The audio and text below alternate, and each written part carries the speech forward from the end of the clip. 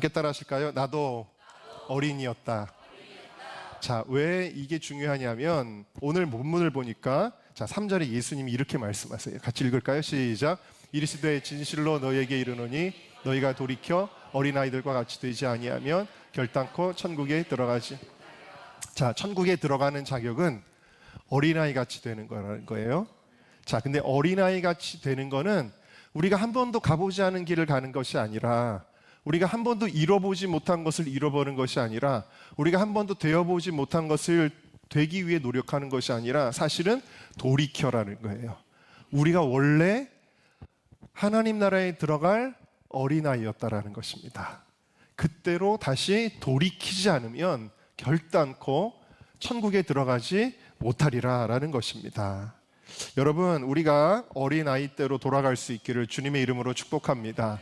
자, 그러면 어린아이 때는 어땠길래 그렇게 말씀하시는 걸까요? 어린아이 같이 된다는 것은 무엇을 가리키는 걸까요? 자, 오늘 본문의 1절을 보시면 그때에 라고 시작을 하는데요. 어떤 때인지 그 상황을 평행 본문인 마가복음 9장이 자세하게 더 이야기하고 계세요. 마가복음 9장을 보니까 서로 토론을 하고 있어요. 33절에 토론하고 있었다. 어떤 토론을 하느냐? 34절에 서로 누가 크냐 하고 쟁론하고 있었다라는 것입니다. 그러니까 예수님이 아니다. 너네들 자꾸 누가 더 높으냐를 가지고 싸우는데 낮아져서 섬기는 사람이 오히려 큰 사람이 될 거야. 이걸 알려주셨다라는 거예요. 그러면서 어린아이 하나를 데려다가 막 어른들끼리 얘기하다가 갑자기 대정이를 데려다가 가운데 딱 세워놓고 너희들이 여태까지 무시했던 어린아이지? 근데 이 어린아이처럼 되지 않고는 하나님 나라에 들어갈 수가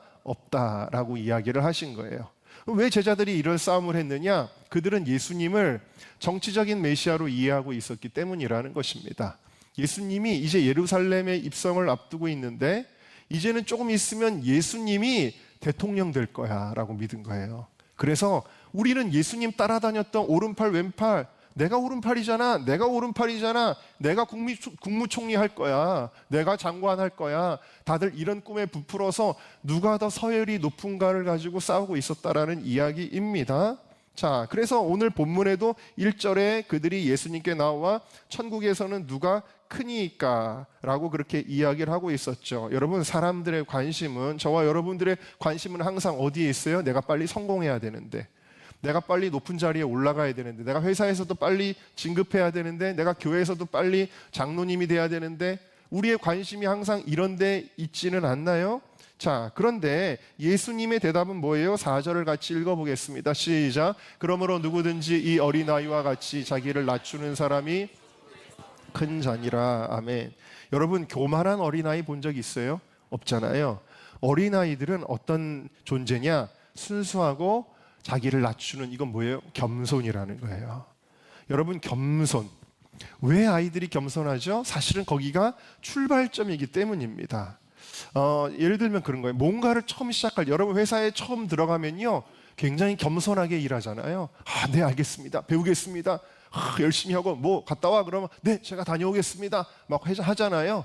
교회에서도 사역자들도 제가 전도사님들 많이 써보면은 다 그래요. 전도사들이 처음에는 엄청 잘해요. 그러다가 5년 지나고 10년 지나고 15년 지나고 그러면은 이제 우리가 어떻게 돼요? 점점 굳어지게 되죠. 여러분, 어린아이 때는 겸손한 거예요.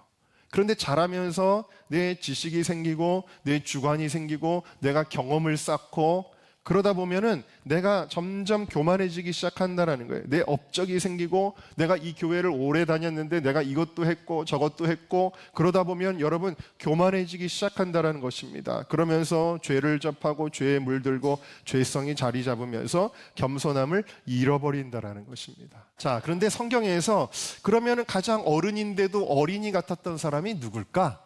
그거를 떠올리니까 누가 떠올랐게요, 여러분? 그래요. 여러분들도 똑같으시네요. 다윗이 떠올랐어요, 저도. 그래서 다윗의 삶을 통해서 다윗은 어떻게 어린아이 같았는지를 제가 좀 정리를 했는데 빨리빨리 해보도록 하겠습니다. 자, 첫 번째 같이 읽을까요? 시작. 사소한 것도 마음대로 하지 않고 하나님께 묻고 순종하는 것이 어린아이 같은 마음입니다. 아멘. 여러분, 어린아이들은 하다못해 먹는 게 제일 중요한데, 그래서 우리 교회 아이들도 교회 오자마자 먹을 거 없어요, 배고파요 막 그러거든요. 근데 어린아이들은요 뭘 먹어도 되는지 뭘 먹으면 안 되는지도 잘 몰라요. 그래서 저는 어렸을 때 막 그 친척 아이들 이렇게 막 보면은 어릴 때 막 화장품도 막 퍼먹는 애들도 있었어요. 뭘 먹어야 되는지 뭘 먹어서는 안 되는지 내가 마음대로 먹으면 안 돼요. 부모님이 이건 먹어도 돼 하는 거를 먹어야 되는 것이죠. 자, 어린 아이들은 독립적으로 의사결정을 하고 살아갈 수가 없어요. 다 부모의 도움이 필요합니다. 자기가 독립적으로 결정하고 살다 보면 정말 큰일 나죠. 하나하나 부모에게 물어야 하고, 실제로 어린아이 때는 뭐가 많냐면 질문이 많을 수밖에 없는 거예요. 이건 뭐예요? 저건 뭐예요? 교회에서 이건 왜 해야 되는 거예요? 아이들이 막 벌써 묻는데, 우리 교회 좀 다 새신자 아이들인데 교회 오면은 그건 뭐예요? 기도는 왜 소리 내서 해요? 저거 이상한 소리로 내는 저 기도는 또 뭐예요? 궁금한 걸 막 묻죠, 여러분. 그리고 부모가 하라는 대로 해야 올바른 결정을 내릴 수 있는데, 다윗은 이렇게 했습니다. 사무엘하 2장 1절을 같이 읽어볼까요? 시작. 그 후에 다윗이 여호와께 여쭈어 아뢰되 내가 유다 한 성읍으로 올라가리이까? 여호와께서 이르시되 올라가라. 다윗이 아뢰되 어디로 가리이까? 이르되 헤브론으로 갈지. 여러분, 이 대화를 보세요. 하나님과 이 다윗의 대화를 보면 하나하나 코치코치 이렇게 할까요? 응, 이렇게 해라. 그 다음에 그럼 어디로 가요? 헤브론으로 가라. 정말. 그런데 여러분, 이 상황이 어떤 상황이냐면 사울이 죽었어요. 자기를 쫓아다니던 사울이 죽었고, 백성들은 다윗이 왕이야, 모든 여건이 다 갖춰져 있습니다. 이제 그냥 자기가 왕이 되면 돼요. 그렇지만 다윗은 그렇게 하지 않아요. 하나님께 물어요. 내가 이제 왕으로 올라갈까요? 어디 가서 할까요? 하나하나 물어요. 여러분, 다윗은 높은 사람이에요. 높은 사람은 물어보기보다는 명령하는 데 익숙한 사람이에요. 그럼에도 불구하고 하나님 앞에서는 하나하나 묻는 자였다라는 것입니다. 다윗의 일생의 전체에 드러나고 있는데, 사무엘상 30장 8절 보세요. 다윗이 여호와께 묻자와 이르되 내가 이 군대를 추격하면 따라잡겠나이까? 여러분, 이게 어떤 상황이냐면 시글락 사건이에요. 가족들이 다 붙잡혀 갔어요. 그리고 자기 무리들의 그 가족들도 다 사로잡혀 갔어요. 이건 뭐 선택의 여지가 없어요. 빨리 쫓아가서 싸워야 돼요. 그런데도 이 상황에서도 다윗은 하나님께 묻고 있는 거예요. 사무엘하 5장 19절, 또 사무엘하 5장 23절, 이것도 하나님께 물어요. 하나님, 내가 블레셋 사람에게로 올라가리이까? 다윗이 여호와께 여쭈니. 여러분, 다윗은 전쟁을 잘하는 사람입니다. 이미 승리의 경험도 많습니다. 그러면 여러분, 내가 알아서 하면 되지, 그게 아니에요. 다윗은 하나하나 하나님께 반복해서 묻고 있는데요, 이게 하나님 앞에 귀중한 것입니다. 자기 멋대로인 사람과 일을 하면 여러분 어때요? 정말 힘들죠? 물어봐야 하는데 묻지 않으면 힘듭니다. 묻지 않는 것이 교만입니다. 자기가 아무리 옳다고 생각하지만 결국 자기 수준의 이해로 판단하고 일하는 것입니다. 나중에 가보면 자기 맘대로 멋대로 일을 엉터리로 해놓은 것이 많아요. 그러면 안 되는 것이죠. 그런 의미에서 물어본다라는 것이 겸손입니다. 겸손한 사람은 왜 물어볼까요? 나는 얼마든지 틀릴 수 있고 하나님만이 옳다고 믿기 때문입니다. 내가 옳다는 생각이 꽉 차 있는 사람은 묻지 않지요. 묻는 것이 무엇입니까? 그것이 기도이고요. 묻는 것이 영적 권위자에게 와서 이야기하는 것입니다. 이것이 하나님의 인도를 구하는 것입니다. 우리가 신앙생활 하다 보면 어떨 때 그런 얘기도 해요. 그런 것도 무릎 꿇어야 돼요? 여러분, 좋은 것에는 지나침이 없어요. 나쁜 것은 지나치면 안 되지만 좋은 것에는 지나치지 없어요. 여러분, 우리가 사소한 것도 하나님께 묻고 겸손하게 순종할 수 있는 어린아이 같은 믿음을 가지시기를 주님의 이름으로 축복합니다. 자, 두 번째 같이 읽겠습니다. 시작. 하나님을 전적으로 믿고 신뢰하는 것이 어린아이 같은 마음입니다. 여러분, 어린아이는요, 부모의 존재에 대해서 의심하지 않아요. 우리 부모님이 나를 먹여 살릴 수 있을까? 그런 의심을 하지 않아요. 부모에 대해서 우리 부모님이 나를 다 책임져 줄 거라고 굳건하게 믿는 것이 어린아이입니다. 자, 다윗의 고백을 보겠습니다. 시편 23편 시작. 여호와는 나의 목자시니 내게 부족함이 없으리로다. 그러니까 여러분, 여호와는 나의 목자시기 때문에 음침한 사망의 골짜기를 갈지라도, 푸른 초장 맑은 시냇물을 갈지라도 그것이 상관이 없어요. 여호와가 나와 함께 하시면 되는 거예요. 아이가 어떤 좋은 환경에 있느냐가 중요한 게 아니에요. 부잣집에서 태어나느냐가 중요한 게 아니에요. 아이들에게는 무엇이 중요한 거예요? 부모님이 포근하게 안아주는 상황 가운데 있는 것이 중요한 거예요. 아이들에게는. 자, 하나님을 신뢰하는 것이 중요하다라는 것입니다. 여러분, 이 다윗이 형들에게 이제 안부를 묻고 도시락을 갖다 주려고 전쟁터에 갔는데 거기서 골리앗이 막 이스라엘을 회방하고 하나님을 회방하는 것을 보게 되어집니다. 그러니까 다윗이 막 화가 나가지고 저놈 도대체 누군데 하면서 자기가 싸우겠다고 하는 거예요. 그러니까 어른들이 말리는 거예요. 너 도대체 뭐냐? 오히려 다윗처럼 겸손한 사람한테 너가 참 교만하구나 막 이런 얘기까지 하면서 그때 다윗이 자기 얘기를 하는데 뭐라고 얘기하냐면 내가 양을 치다가 어렸을 때잖아요. 소년 다윗이 양을 치다가 사자를 만나도 제가 때려잡았습니다. 곰을 잡아도 제가 때려잡았습니다. 하물며 좀 크다 그래도 사자랑 곰에 비하면 저거 아무것도 아닙니다. 제가 때려잡을 수 있습니다. 다윗은요 이거를 의심하지 않았어요. 여러분, 어른도 사자를 때려잡을 수 있나요? 곰을 때려잡을 수 있나요? 불가능한 일입니다. 그런데 이것이 다윗에게는 상식 같았어요. 이게 되었습니다. 여러분, 이것이 뭐죠? 믿음이에요. 아이들은 아버지를 전적으로 신뢰하는 거예요. 하나님을 전적으로 믿는 것입니다. 그 순수한 믿음으로 싸운 것이 골리앗과의 싸움이었다라는 것입니다. 다윗이 골리앗하고 싸울 때 이렇게 선포합니다. 43절부터 읽을까요? 시작. 블레셋 사람이 다윗에게 이르되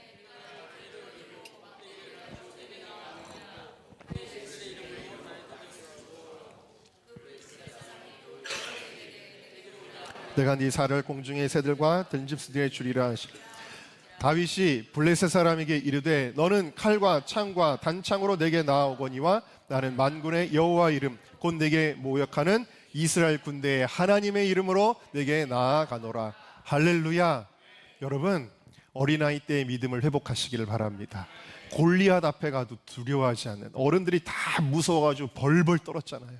왕도 장군들도 군인들도 다 떨었는데 어린아이의 믿음이 더 큰 거예요. 우리 함께 따라합시다. 주여, 어린아이의 믿음을 회복하게 하소서. 자, 세 번째 같이 읽습니다. 시작. 책망을 받을 때 뉘우칠 줄 아는 것이 어린아이 같은 마음입니다. 여러분, 저는 자녀를 키워보지는 않았지만 지금도 잊혀지지 않는 장면이 있어요. 제가 알래스카에 있을 때 제 조카, 지금은 대학생 로스쿨 다니는 성빈이가 있는데 그가 애기였어요. 근데 이제 부모님이 바쁘니까 제가 걔를 많이 돌봤는데 성빈이가 저한테 엄청 혼났어요. 엄청 혼나니까 막 울어요. 막 우는데 재밌는 걸 봤어요. 제가 뭘 봤냐면 막 울고 도망치거나 어디로 숨거나 이럴 줄 알았는데 막 울다가 안아줘 그러더라고요. 저한테. 예? 한참 울다가 나 안아줘 그러더라고요. 삼촌이 화내고 막 야단을 치니까 울다가 나 안아줘 그러는 거예요. 그래서 그 아이를 안아줬어요. 제가 그때 느낀 게 있습니다. 여러분, 어린아이는 책망을 받아도 그 책망이 자신에 대한 공격이라고 느끼지 않아요. 이게 관계의 단절이라고 느끼지 않아요. 오히려 아이들은 우여곡절이 좀 있는 것 같아도 어떻게 합니까? 눈물로 잘못했어요를 합니다. 어른들 같지 않아요. 여러분, 어른들은요 교회 생활하다가도 조금 상처받으면 어떻게 해요? 관계를 단절해버리죠. 그냥 다시는 안 볼 거야 막 이러죠, 어른들은. 근데 어린아이들은 안 그래요. 어린아이들은 그러면서 나 안아줘, 나 버리지 마 그러면서 여러분 그 관계를 붙잡는 것입니다. 어린아이들은요. 자, 다윗이 하나님 앞에 책망을 받습니다. 사무엘하 12장에 보니까 다윗이 아주 무섭게 다윗을 책망합니다. 다윗이 죄를 범하였기 때문입니다. 자, 그런데 다윗은 나단 선지자에게 책망을 받을 때 이것을 자신에 대한 공격으로 여기지 않았고 그것을 무엇으로 여겼습니까? 자기를 사랑하시는 하나님의 음성으로 여긴 것입니다. 그래서 다윗은 겸손하게 무릎을 꿇고 회개하는 것입니다. 그런 다윗을 하나님은 그 큰 죄를 범하였음에도 불구하고 하나님은 버리지 않으셨다라는 것이죠. 끝까지 나의 마음에 합한 자라고 인정해 주셨다라는 것입니다. 다윗 다음으로 어린아이 같은 신앙하면 떠오르는 사람이 아마도 여러분들도 베드로일 거예요. 베드로도 똑같아요. 예수님이 십자가 사건을 말씀하실 때 자기 자신을 잘 모르고 뭐라 그랬냐면 난 예수님을 끝까지 부인하지 않을 사람이야 라고 이야기를 했습니다. 그러나 예수님은 다 이 베드로가 보지 못한 것을 보셨죠. 네가 3번 나를 부인하게 될 거야. 그러면서 예수님은 심지어 예수님 못 박히면 안 됩니다 하는 베드로에게 사단아 내 뒤로 물러가라. 너는 나를 넘어지게 하는 자로다라고 아주 강력하게 책망을 하셨지만 베드로는 그것을 자신에 대한 공격으로 여기지 않았어요. 베드로는 예수님을 부인하는 죄를 졌기는 했지만 얼른 회개하고 회복할 수 있었고 예수님 앞에 엎드릴 수 있었고 예수님이 나중에 만나 주셨을 때 감격할 수가 있었습니다. 자, 그런데 가룟 유다는 어땠을까요? 가룟 유다는 마리아가 옥합을 깨트릴 때 이거 가난한 자들에게 나눠줘야지, 이걸 아깝게 이거를 이렇게 이런 데다 쓰나? 여러분 그런 사람들 많이 있잖아요. 굉장히 좀 의롭다고 하는 사람이 교회가 이런 걸 이렇게 해도 되나? 막 그러면서 그런 게 있잖아요. 가룟 유다가 아주 자기 의로 얘기했는데 예수님은 오히려 마리아 편을 드셨어요. 야, 가난한 자들은 언제든지 도울 수 있지만 지금 이 여인은 나의 장례를 준비한 거야. 이 타이밍에 할 수 있는 걸 한 거야 라고 예수님이 마리아의 편을 들어주시니까 이 가룟 유다가 어떻게 반응해요? 불쾌하게 반응해요. 불쾌하게 반응해서 이 다른 제자들과 여인들 앞에서 자기가 망신을 당했다고 느꼈고 자기의 의견이 묵살을 당했다고 느꼈어요. 그리고 예수님은 지금 옳지 못한 행동을 하고 있고 내가 옳다라고 예수님을 판단했어요. 예수님은 끝까지 가룟 유다에게 회개할 기회를 주시죠. 성만찬할 때도 기회를 주셨어요. 그렇지만 가룟 유다는 결국 이 예수님과의 관계를 단절하고 예수님을 팔아버리고 맙니다. 왜냐? 가룟 유다는 겸손한 사람이 아니었기 때문이에요.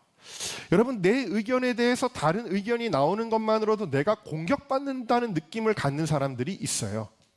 책망을 받으면 나를 미워하고 나를 무시하고 나를 억압하는 것이라고 느끼는 사람들이 있어요. 그런데 그 생각은 하나님께로부터 오는 생각이 아닙니다. 그러면 왜 그것을 공격과 비난과 억압으로 느끼게 되는가? 상당한 부분은 우리의 상처로 기인해요. 상처가 제대로 아물지 않은 사람은 그 상처에 대한 피해의식과 분노와 혹은 그런 어떤 부정적인 혹은 자기를 학대하는 영이 자리 잡고 있어요. 그러다가 누군가가 그 사람의 신앙생활에 대하여 책망을 할 때 그것이 사랑으로부터 주어지는 것이라고 할지라도 이것을 마치 외부의 바이러스처럼 느끼고 공격을 하는 거예요. 반격을 하는 거예요. 그래서 여러분, 우리의 상처가 없는 것이 중요합니다.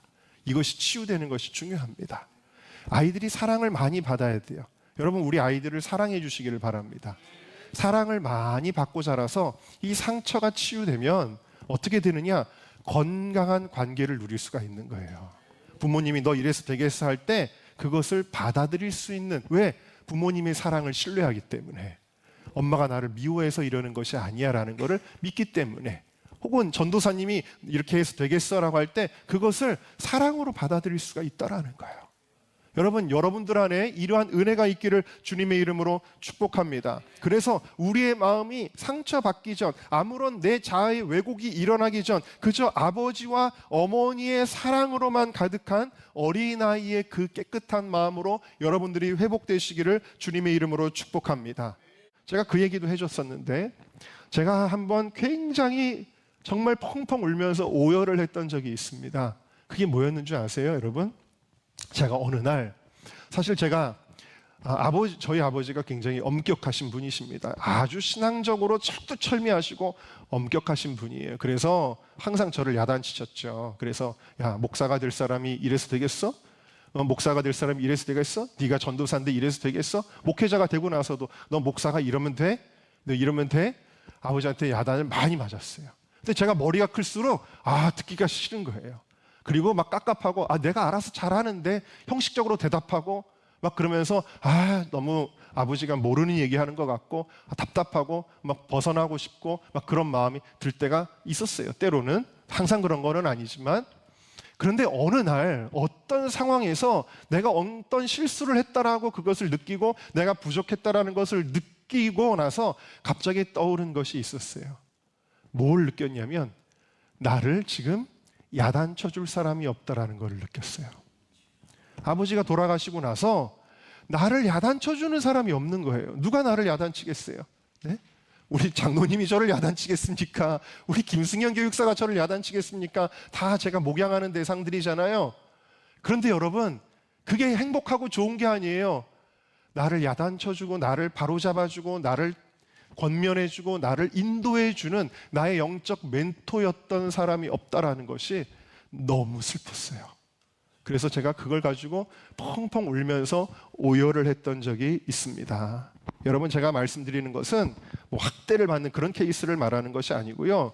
여러분, 부모가 아이에게 이렇게 해야 된다라고 그 사랑의 말을 들을 수 있는 아이는 행복한 것입니다. 여러분, 우리의 마음이 겸손해져서 책망의 말을 잘 받아들일 수 있는 그러한 건강한 마음이 여러분들 안에 있기를 주님의 이름으로 축복합니다.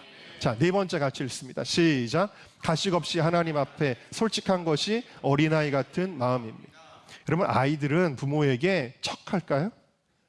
뭐 속상한 일이 있는데도 괜찮은 척할까요, 여러분? 어른들끼리는 그래요. 우리가 아주 포커페이스를 하고 뭐 화가 났는데도 화 안 난 척, 혹은 뭐 너무 지금 막 좋아서 막 너무 미치겠는데 뭐 안 그런 척 이러지 않아요. 아이들은 감정을 솔직하게 여과 없이 부모에게 드러내지 않습니까? 맞습니까? 그렇죠.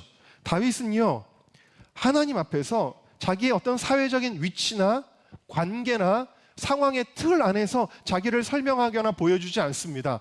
하나님 앞에 나갈 때 다윗은 거룩한 척 그런 거 하지 않습니다.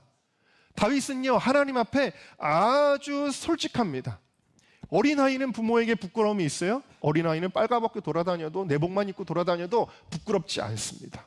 있는 모습 그대로를 드러내죠. 그런데 다윗이 그랬어요. 시편 13편 1절 보세요. 어려운 일을 당할 때 하나님 나를 잊으셨습니까? 시편 42편 5절에 보니까 하나님 내가 지금 낙심해 있다라는 거예요. 시편 22편 1절에 보니까 하나님 나를 버리셨습니까? 여러분, 이거는 불평하는 게 아니에요. 다윗은 불평의 사람이 아니에요. 이건 뭐냐? 하나님께 나의 감정을 그대로 가지고 가는 거예요. 하나님 앞에 다 토로하고 쏟아놓는 것입니다. 그래서 시편 62편 8절에 이렇게 이야기합니다. 읽어볼까요? 시작. 너희는 그를 의지하고 그의 앞에 마음을 토하라. 아멘. 여러분, 이렇게 할 수 있는 이유가 무엇일까요? 다윗이 이렇게 자기의 마음을 토한다고 표현했던 이유는 무엇일까요? 그것은 하나님은 어떤 존재이기 때문에? 나의 아빠이기 때문에.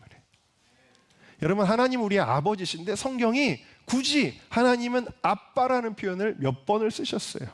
로마서 8장 15절을 대표적으로 한번 읽어보겠습니다. 시작. 너희는 다시 무서워하는 종의 영을 받지 아니하고 양자의 영을 받았으므로 우리가 아바 아버지라 부르짖느니라. 여러분, 이 아바가 바로 아빠라는 말이에요. 히브리어로 똑같아요. 그 아람어로 똑같아요. 그런데 예수님도 그 정말 가장 고통스러운 순간에 이렇게 기도를 하셨어요. 마가복음 14장 36절을 읽겠습니다. 시작. 아바 아버지여, 아버지께는 모든 것이 가능하오니 이 잔을 내게서 옮기시옵소서. 그러나 나의 원대로 마옵시고 아버지의 원대로 하옵소서. 여러분, 내가 하나님을 아빠라고 부른다는 것은 나를 뭘로 인식하는 거예요? 나는 아무것도 할 수 없는 아이라고 인식하는 거예요. 맞습니까? 여러분, 한번 하나님께 고백해 볼까요? 아빠. 한번 더 해보세요. 아빠. 내가 힘들 때는, 저도 그래요. 너무 힘들고 어려울 때 하나님을 아빠라고 불러요. 아빠. 할렐루야. 네.